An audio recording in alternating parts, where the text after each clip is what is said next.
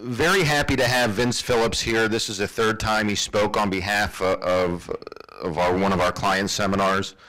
Vince has been a registered lobbyist in Harrisburg since 1989. Before coming to Pennsylvania, he has a long resume of success in Washington, D.C.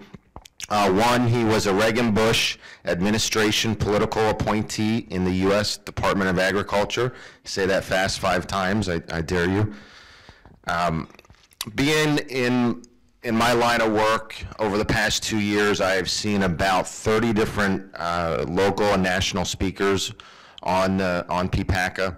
And this is not blowing smoke. Vince knows this bill better than anyone. And I have been lucky to see Vince talk on about a dozen different occasions, and every time he speaks, I learn something new. So with that being said, let's please welcome Vince Phillips.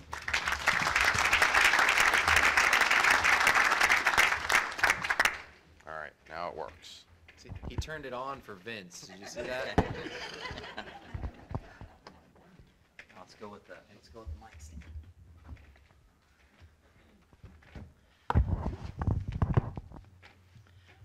Good morning. How's everyone? Well, first of all, I want you to know that that's a tough act to follow, because I have heard innumerable presentations from people who tried to explain the Patient Protection Affordable Care Act and some of its key provisions, and frankly, I don't know of anyone who did a better job.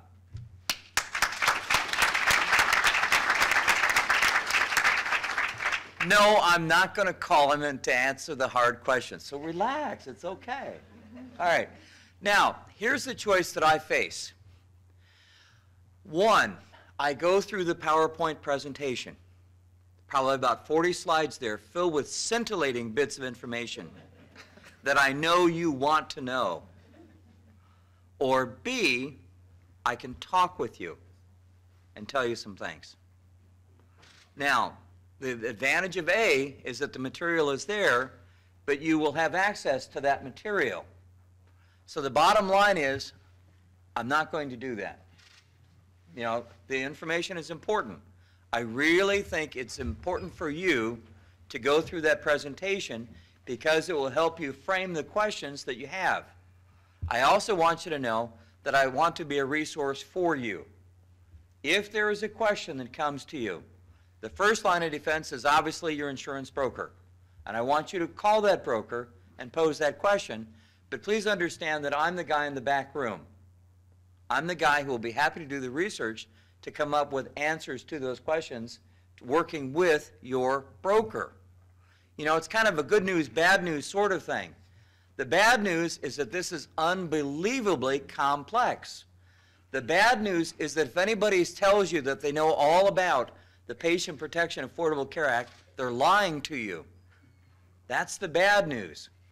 The good news is that you have dedicated people, both accountants and insurance brokers and carriers, who really want you to succeed, who really want you to understand the dynamics of this brave new world. Now see, he did his Orwellian thing and I did my Aldous Huxley thing, so I feel good about today already. But the fact of the matter is, there's an awful lot there. Now, let me pose a question to you to see what you know. In the Patient Protection Affordable Care Act, there is an amendment to the Fair Labor Standards Act regarding the rights of nursing mothers. Those mothers who need to express their milk must be given a reasonable break time in order to do that, must have a private space free from intrusion, which may not be the company restroom. And of course, there are fines for non-compliance. Now, the law says that it applies to everybody, regardless of your size, although if you're under 50 employees, you can request a waiver. Yesterday, I read an article that said that if you're under 50, you don't have to worry about it, which means now I've got to go back to the U.S. Department of Labor and find out what they really want you to do. Now, here's my question to you. How many of you knew about that provision in the law? and there's a sprinkling of hands. But the other 90%, you don't know. And no shame in that. There's an awful lot that people don't know that's in this law. Of course, regarding that particular item, as employers, you have to know that. You have to know that because this week, the first legal action in federal district court in Iowa reached a conclusion where a woman who was expressing milk complained to the management that they were non-compliant with the federal law. The management, according to her version of things, fired her. And so she filed a lawsuit in federal court against her employment because of retaliation and because of noncompliance with PPACA. Now, the federal court judge ruled that the retaliation could go forward as a legal recourse and that the noncompliance with the Patient Protection Affordable Care Act should go to the U.S. Department of Labor for their administrative enforcement. Now, in terms of news you can use, it's one thing to pass a pie-in-the-sky law. It's another thing to see legal action that actually implements the law and brings it closer to home. In other words, as employers, you have compliance responsibilities that you don't even know about. Now, let me tell you a couple things that I found to be of interest. Concan & Miller, first of all, great resource. And I'm on their list. I get mailings from them from time to time. The one I received on July 6th said, here are some tax items contained within the Patient Protection Affordable Care Act that you ought to know about. And you saw many of them on the screen, didn't you? Well, here are some things that I found out from the presentation that I did not know about. There's a retroactive federal income tax exclusion for student loan amounts paid off under certain state loan forgiveness programs. There's a therapeutic discovery retroactive tax credit for 2009 and 2010 for groups of under 250 employees. The adoption tax credit was increased by $1,000, but if you're in the mood to adopt, you better do it this year because it expires at the end of this year.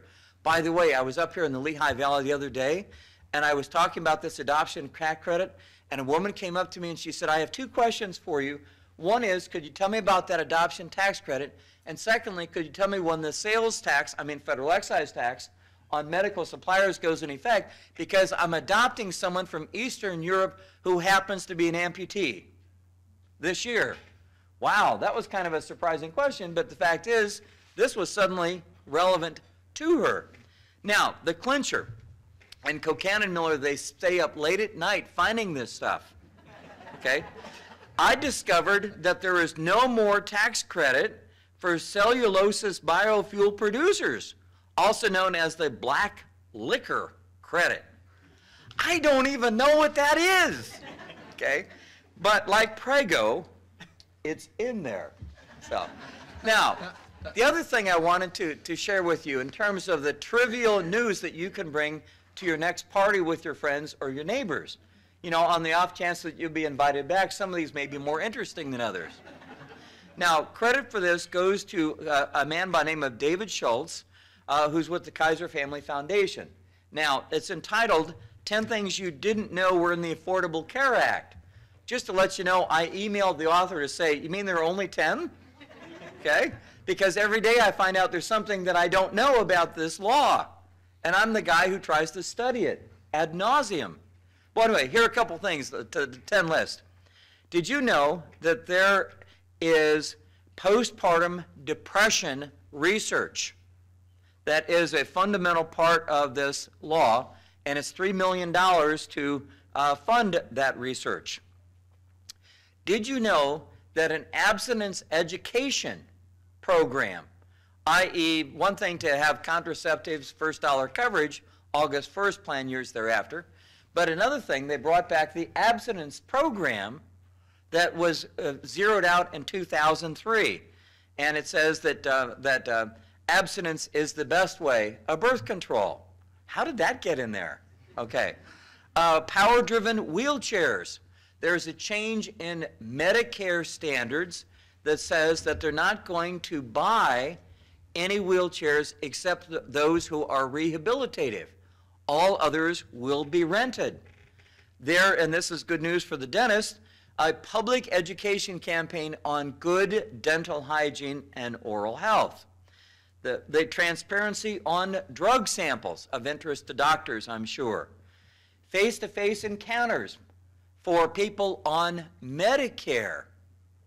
That is, a doctor who prescribes some type of home health care service must have a face-to-face encounter with that Medicare patient to go over diagnoses and that sort of thing. When it comes to a death certificate, there are new standards being pushed to the states regarding how those death certificates must look if the cause of death was related to diabetes. There's also a breast cancer awareness campaign, and also some elements dealing with the preventive care services first dollar coverage. Wow. Is that in there? And the bad news is that I've just started scratching the surface. So let's get down to the business climate. As employers, I decided after listening to the last presentation that I would go good news and bad news, because I figured that half of the news you're getting is bad, half the news might be good, and you'll end up coming out here saying, wow, I had a great morning learning about this revolutionary change in my world. So, good news, bad news. The good news is they haven't figured it out yet. The bad news is that they're working on it. Now, let me give you a specific example. There is a section within the Patient Protection Affordable Care Act called 105H. That says that you may not discriminate in favor of highly compensated individuals as it relates to the coverage design, where the people at the top get a better plan than everybody else, and you can't discriminate in terms of premium. That is, they get 100% paid of their premium. Down here, you get 60% paid. Can't do that anymore, which means that the CEO gets the same health care options as everybody else. That means if there's an employer subsidy, it's got to be uniform. No discriminating against the highly compensated individuals. And there are punishments in there. I'm not going to call them a penalty. I'm not going to call them a tax. I'm going to call this a punishment. Because if you are non-compliant, you will be fined $100 per day per employee that you are discriminating against. Which means you have 100 lives, 2 at the top. That means you're discriminating against 98. 98 times 100 times, well, whatever. Pretty soon you're talking about real dollars, right? A real employer cost. Now, let's get back to the good news. They haven't figured out how to do it yet. By the way, if you're grandfathered, you don't have to worry about it, but we've already kind of crossed the Rubicon as far as who's still grandfathered. But don't worry, now that you've lost your grandfather status, if you like your present plan, you can keep it. Until 2014, when a number of other changes go into effect. Oh, I'm sorry, did I get cynical there? What was I thinking? Okay. All right. The good news is that there is a $200 million grant program available for small businesses of under 100 employees. And it would be for those businesses to help them start wellness programs. The bad news is they haven't figured it out yet. By the way, their deadline to figure it out was October 2010, but it's nice to know that they're still working on it. Now, the good news is that, depending on your employees, some of whom will be very happy at that first dollar or quote-unquote free to them expansion in benefits to women's reproductive preventive care services. And indeed, in addition to the contraceptive example, it also covers a wide range of other services, which include sterilization, other FDA-approved procedures except for a morning after pill. It also includes counseling, for example, victim or spousal abuse counseling, or counseling regarding sexually transmitted diseases, etc. So it's an expansion of benefits. So that's the good news for some. The bad news is that someone's going to pay for those benefits. If it's free to the employee, an expansion of benefits, and more utilization of the system, then it goes back to, well, the carriers. And then it comes back to you in the form of premium rate pressure. You know, and my thinking is it's not whether the benefit is good or bad, although I personally have a real problem with the federal government telling me what's good or bad versus the private sector kind of figuring it out. But ignoring that, it's not whether this is a good package of benefits or not. The fact is, it's benefits. And the fact is, it's cost. And the fact is, there are consequences to adding to the costs of health care, which is why I'm amused by the name affordable health care. I'm still looking for that. And I think others may be as well. Now, last November in Philadelphia, there was a hearing convened by HHS. That hearing was designed to help HHS figure out what the minimum essential benefits would be. Now understand that those are the minimum essential benefits for the exchanges, but also really for everybody. There's a new floor. Everybody's going to have these minimum essential benefits. Now, here's the thing. There were 42 presenters. 9 of them were from the private sector. That is, I was one of the 9. And my thought was, benefits are nice, how do you pay for them? The majority, everybody said, my mandated benefit is absolutely essential. Whether it be treatment for bleeding disorders and hemophilia, or whether it be a special dietary disorder that affects maybe 2,500 kids in Pennsylvania who will die if they don't get treatment. So HHS, faced with that, they took the easy route of going along with an Institutes of Medicine recommendation. And that was to give the states options. And in fact, they came up with 10 different buckets that the states could choose from. Let me tell you the options that HHS concluded for Pennsylvania and other states. Well, we could look at the small group benefit package for the state's largest HMO. Or we could take a look at the plans of the largest private sector carriers for small group and pick one of those. Or we could take a look at a couple of the plans offered to state employees, and we could pick one of those. In other words, HHS said that will be a state decision. Of course, if you all don't decide, then we will decide for you as a default. Now, given those options, 2 things. First of all, those benefit packages may be better than some of the packages you currently offer your employees, which means you're upgrading benefits to a certain level. If you upgrade benefits to a certain level, what happens? That's when the utilization cost dynamic kicks in, which exerts more pressure on some of your premiums. The other thing is, Pennsylvania hasn't decided yet. Now, with all respect to the administration and the General Assembly, this is kind of an important decision. But they haven't gotten to it. They haven't gotten to it because they've been worried about silly little things like the budget, or property tax reform, or corrections reform, or pension reform, or funding the infrastructure of Pennsylvania. They've been, or liquor privatization, I should throw that in just for the heck of it. But, you know, they're busy doing other things, but this is an important thing. And yet no inclination has come out of the quote-unquote front office to suggest that we're going to do anything, which means that you don't know what the essential benefits are. The exchange people don't know what the essential benefits are. The carriers don't know what the essential benefits are. How can you plan your world unless you have some predictability? How can you, as an employer, figure things out if there's no way to figure things out? Because things haven't been decided yet. And that's the real problem with a lot of this legislation. Now, some other good news and bad news. The good news is that the rebates went out Bad news, of course, is that very few people understand specifically how to do them.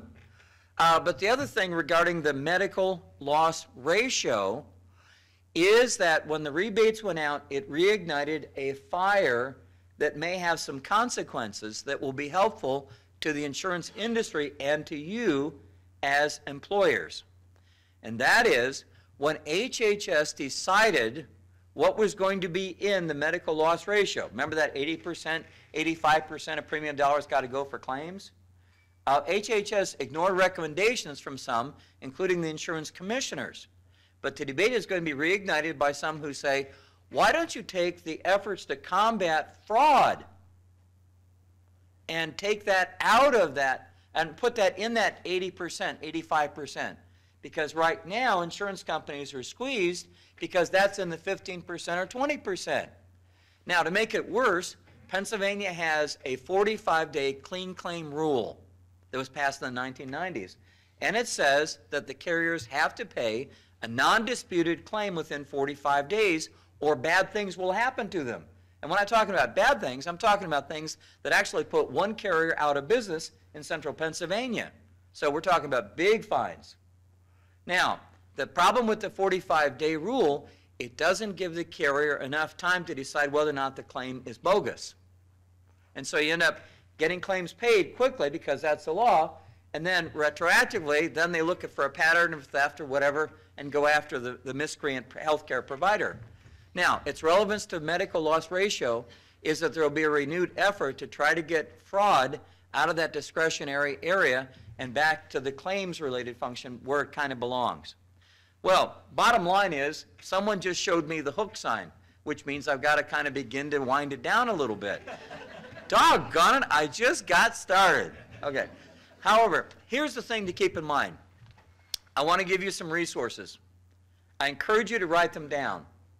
I also would suggest to you that, other resources are listed throughout that slide presentation. But here's the thing. You need to be clued in. If your broker or your accountant sends you something, take the time to see what it says. It's easy to say, I'll get to that later. Not a good thing to wait when it comes to this sort of thing. The other thing is to develop several different pipelines of information.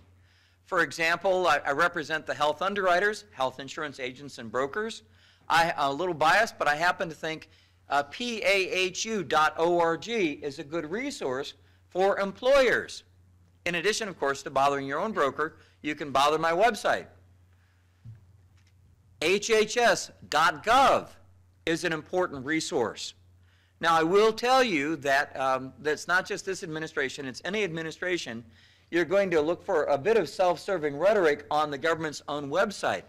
The IRS, for example, will be happy to tell you how much they love you and how much they're there to serve you, or whatever they do. But still, HHS.gov is important for you. First of all, if you need to read the law, it's there. If you need to read summary of the law, it's there.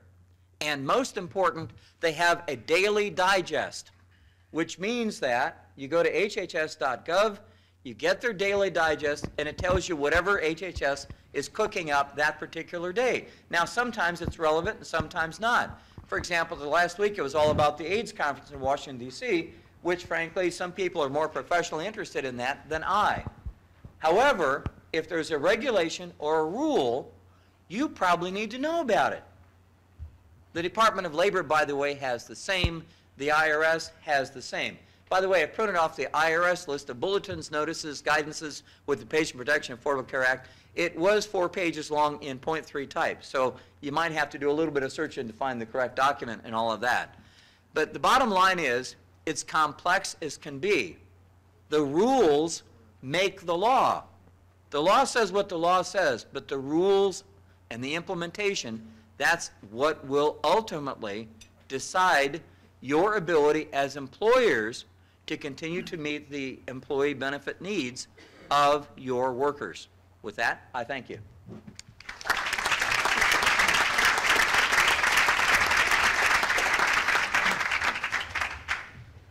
Thank you, Vince. With that being said, we'll now take some questions from the crowd. I'm sure we'll have some. This question is for Dave.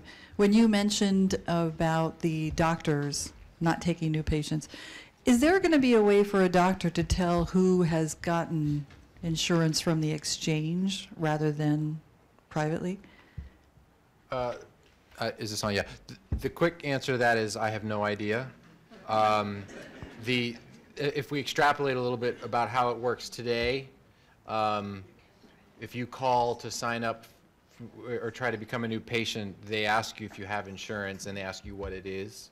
I don't think any doctor is saying actively right now, oh, well, he has Medicaid, I'm not taking him, or I don't think that's happening. But I'm just worried that with the crush of new patients coming in and the fact that certain policies are going to be reimbursing at lower levels than others, then that may happen. I'm not saying it will. I'm just saying that that's one of the risk areas. Well, I know that there are doctors that take a limited amount of certain patients, so wouldn't then the government try and, that's why I was wondering if the government would try and force doctors to take a certain amount of these patients, but would you be able to tell the difference? That's why I was asking that question. Right, and look, I'm not like a super cynic. I can be cynical sometimes, but I think by and large the doctors are going to do the best they can because they want to treat and take care of patients. I think if you look at other countries and the systems that they have in place, what everyone is facing is the economic reality that the demand for healthcare goods and services is here and probably infinite, whereas the supply of healthcare goods and services is finite, and the argument could be made that primary care is actually shrinking, or if not, then it's standard. So every country and every system has to figure out how to deal with the huge gap between demand of healthcare goods and services and supply.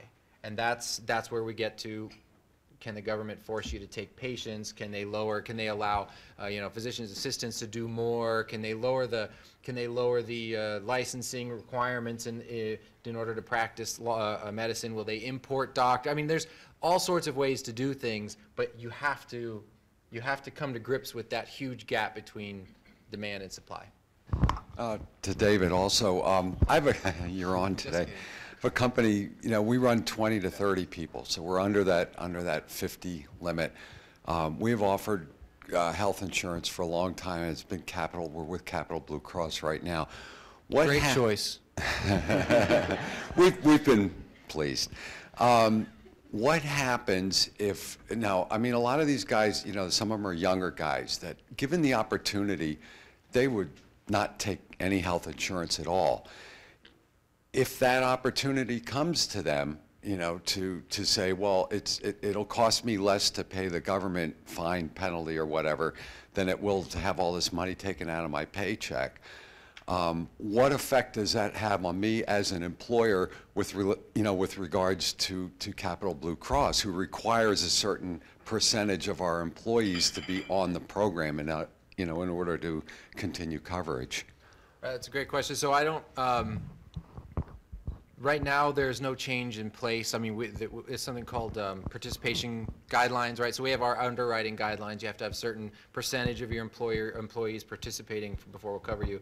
That's a problem that the entire industry, as insurers, is looking at and trying to figure out what's going to happen, because you're exactly right. You're going to have a lot of people who say, I'm not going to do this. You're going to have, let's take, for example, small employers who will decide to go buy their coverage through the shop exchange, which is essentially the exchange we talked about, but for small businesses. And if they go in there and all of a sudden they get to say, you bring your group in, and you can pick between 5 or 6 different carriers and their different policies, and everyone gets to pick their own, how is that going to work? Because certain carriers have reputations and are known for really taking care of people, have the best networks and high quality customer service, really awesome. And sorry, Dudley's making me say that, he's over there.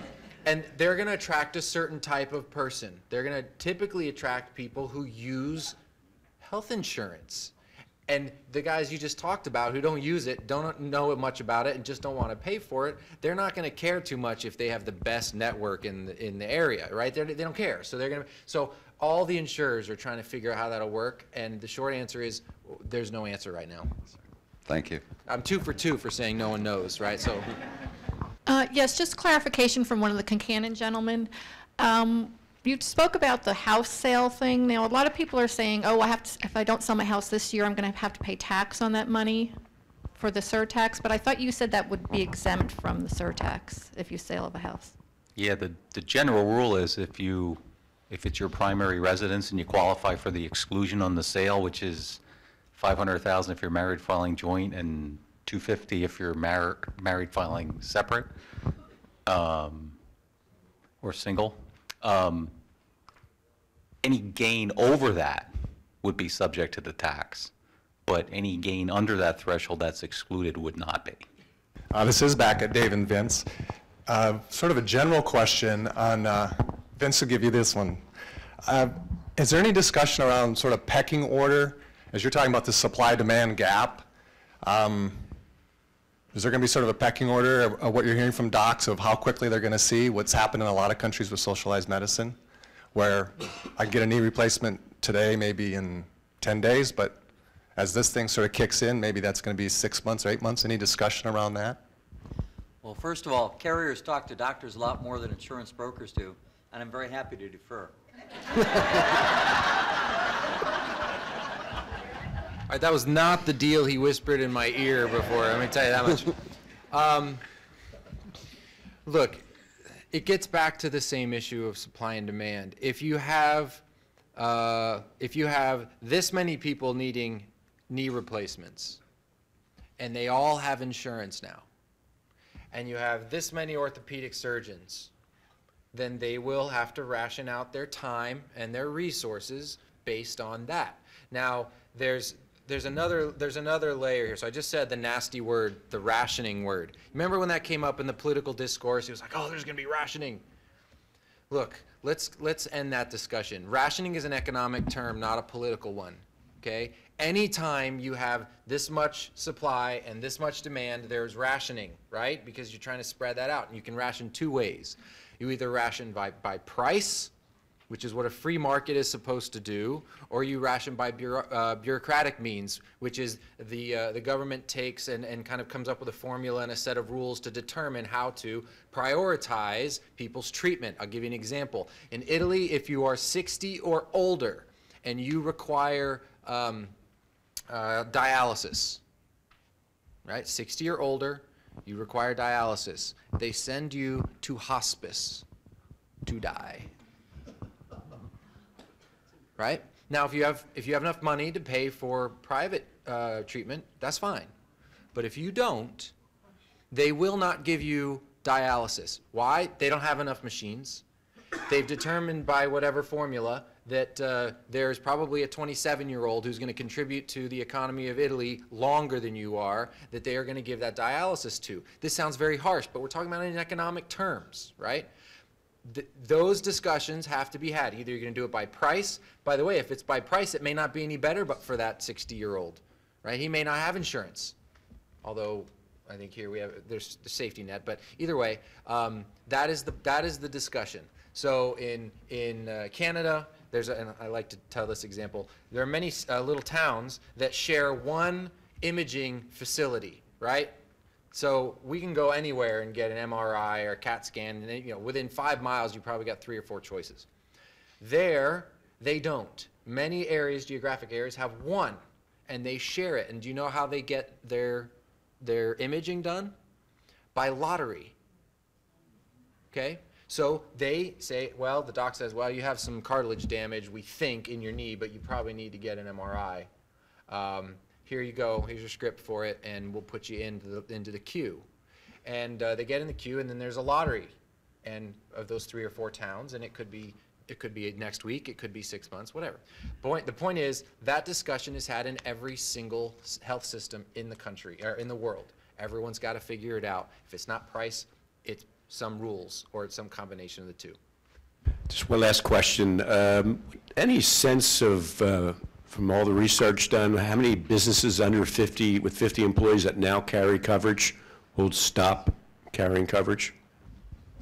A lot is anecdotal, and it depends a lot on the source. That is, those who are generally supportive of the Patient Protection Affordable Care Act seem to think that most employers will keep offering coverage because of either labor scarcity or looking for certain people. You want to make them happy if they're working for you. But others have suggested that between, and this is, how about this for an imprecise number?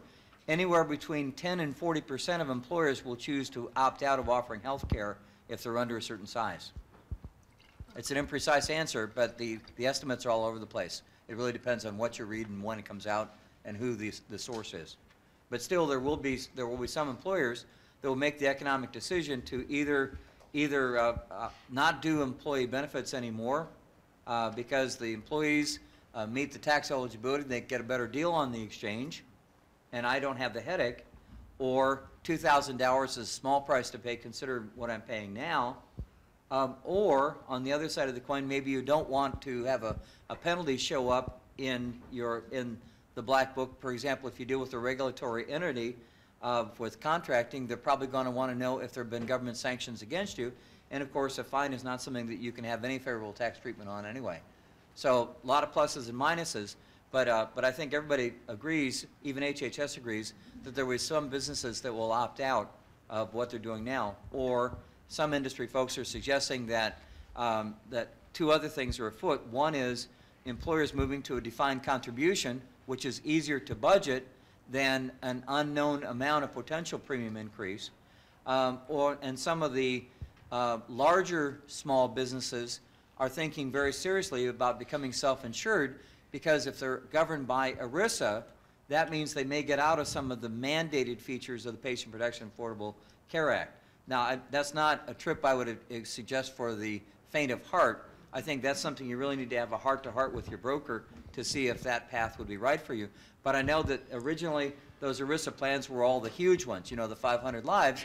And I'm talking to brokers now that are getting 100-life groups into self-insured plans because it makes good financial sense for them to do that, given the uncertainties of this new law. And let me just throw in there, just to complicate it and maybe mitigate a little bit of what we call the dumping, right? That small groups kind of dumping into the exchange. It really depends on the makeup of the group. If it's a small, if it's say a 25-member CPA firm, right? A lot of those guys, maybe excluding if there's admin support or whatever, are not really going to get a lot of the subsidies that are going to be available in the exchange. So to dump for them would leave their employees, you know, worse off. All right, so I think that's a different discussion than let's take the landscaping crew. You know, he's got 15 guys who work. You got an owner and a brother-in-law who are the owners, and then you got 15 guys who are working at 12 to 14 bucks an hour. Those guys are going to get a better deal in the exchange, but the two owners may not. Right? So it's a little more complicated than just say, yes, we're in, no, we're out. You really have to look at what the effects will be based on each type of group. All right, I want to thank all our presenters today. Did an excellent job. And everything is evolving. We may have some answers that we don't have, you know, 3, 4, 5, 6 months down the road. Please use Kincannon Miller HMK as a resource. We're here for you to answer any questions you might have. And thank you again to Capital Blue Cross for being our sponsor. And that concludes our program. Thank you.